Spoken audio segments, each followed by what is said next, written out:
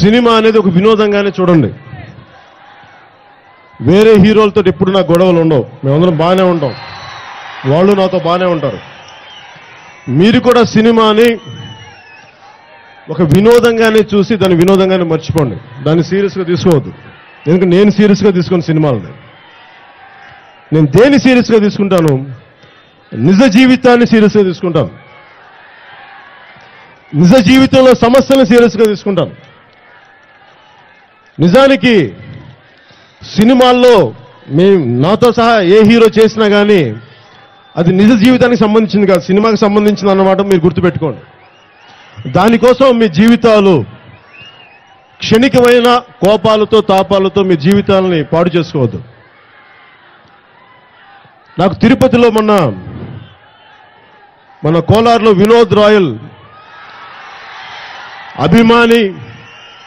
మన అభిమాని జనసేన సైనికుడు హత్యకు గురైనప్పుడు నాకు చాలా బాధ కలిగించింది.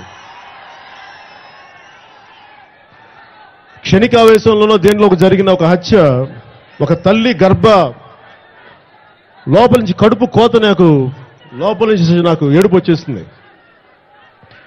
మీరెవరు కూడా దయచేసి మీరు ఏమి చేసినా, నాతో పాటు చాలా మంది పరిగెత్తుకుంటూ వస్తుంటారు, బైక్స్లో వస్తుంటారు, మీరందరూ క్షేమంగా వచ్చి క్షేమంగా వెళ్ళాలని కోరుకునేవాడిని నేను.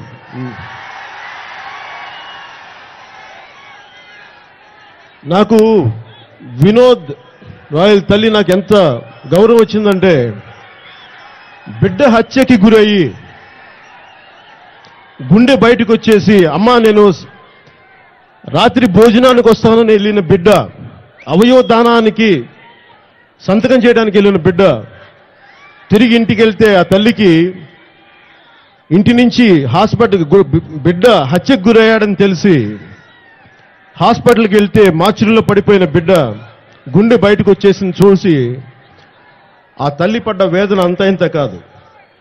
అంత వేదనలో కూడా ఆ తల్లి ఎంత గొప్పదంటే, నా బిడ్డ తన కళ్ళను దానం చేశాడు. ఆ ముందు హత్యకి గురైన బిడ్డని కళ్ళను దానం చేసినంత గొప్ప తల్లి తిరుపతిలో పుట్టిన ఆడపడుచు. అలాంటి తల్లికి నా పాదాభివందనాలు. వర్తమాన రాజకీయ నాయకులు యువతకి మేలు చేయలేకపోతే నాకు చాలా బాధ కలుగుతుంది. సినిమాల్లో చాలా చెప్తాం, సినిమాల్లో 2 గంటల్లో 2.5 గంటల్లో చాలా అద్భుతాలు చెప్పొచ్చు, ఆస్తులు దానం చేయొచ్చు, రౌడీల్ని విలన్ని కొట్టేయచ్చు, హీరోయిన్లతో పాటలు పాడొచ్చు.